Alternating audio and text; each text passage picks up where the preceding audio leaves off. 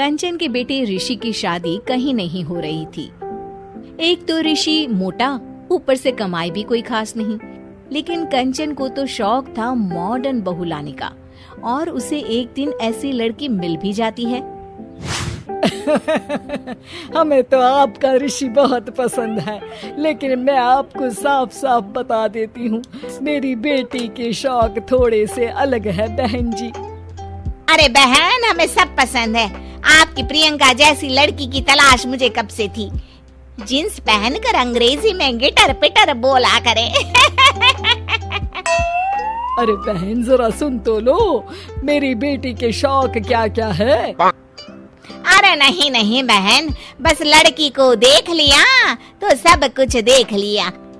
आप ना शादी की तैयारी करो, और वो जरा सामान की लिस्ट भी दी है ना मैंने।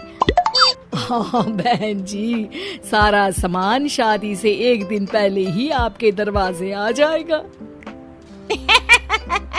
मजा आ गया, मजा आ गया। अब तो बस आप शादी की तैयारी करो। प्रियंका के माता पिता के जाने के बाद कंचन का पति उससे कहता है, अरे भाग्यवान, तुम तो कुछ ज्यादा ही जल्दी दिखा रही थी शादी की। अरे बोलने तो देती, लड़की की माँ क्या बोलना चाह रही थी।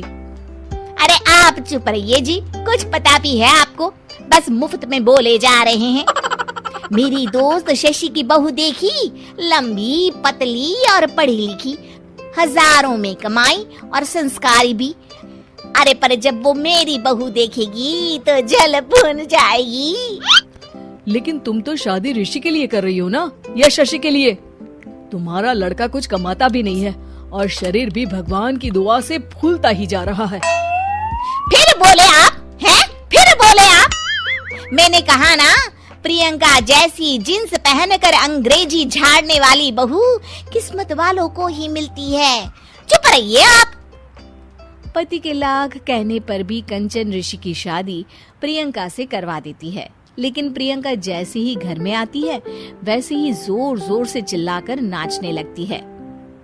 आज मेरे यार की शादी है, आज मेरे यार की शादी है। अरे नाचो मां नाचो। आज मेरे यार की शादी है। कंचन, उसका पति और ऋषि ये देखकर हैरान रह जाते हैं। लग रहा है बहू को शादी की बड़ी खुशी है। हाँ हाँ, बहू क्यों नहीं, हम भी नाचेंगे। अरे नाचो नाचो जी, मुंह क्या देख रहे हो, चलो चलो नाचो, बहू कह रही है। कंचन ये कहकर प्रियंका के साथ नाचने लगती है। ऋषि और उसके पिता वहाँ से चले जाते हैं। अगले दिन कंचन अपनी सहेलियों को प्रियंका से मिलवाने के लिए घर बुलाती है, जहाँ शशि भी आती है। अरे शशि, कैसी हो? मैं ना तुम्हें प्रियंका से मिलवाती हूँ। अरे सच में बहुत ही एडवांस सोच की लड़की है। कितने मॉडर्न ख्यालात है उसके, पता है तुम्हें? अरे हाँ कंचन, जरूर। बच्चों की शादी अच्छी ही होनी चाहिए, और वैसे भी तुझे तो शुरू से ही ऊंचे ख्याल की बहू चाहिए थी। तभी कंचन की सहेली कहती है, अरे कंचन, बुलाओ ना प्रियंका को, हम भी मिल ले। अरे बहू प्रियंका, जरा बाहर तो आना। कई बार आवाज देने के बाद भी प्रियंका बाहर नहीं आती है, तो कंचन को बुरा लग जाता है।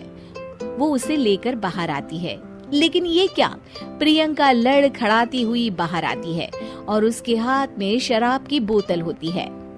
हालांकि शराब पीना स्वास्थ्य के लिए हानिकारक होता है और ये हमारी किडनी के लिए बहुत ही खतरनाक है, लेकिन कंचन की बहू प्रियंका पूरे नशे में होती है। अरे इतने सारे लोग। ये कहकर वो शशि के पास जाती है। आंटी जी, पत्ते खेलेंगी, पत्ते। अरे दूर हो, दूर हो, तुम्हारे मुंह से तो शराब की बदबू आ रही है।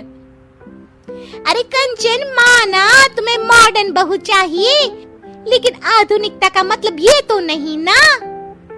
बुरा न मानना कंचन, तुम्हें पता था कि तुम्हारे बेटे की कमाई और शरीर दोनों ही ठीक नहीं है, तो तुम्हें उसी हिसाब की लड़की से शादी करवानी चाहिए थी।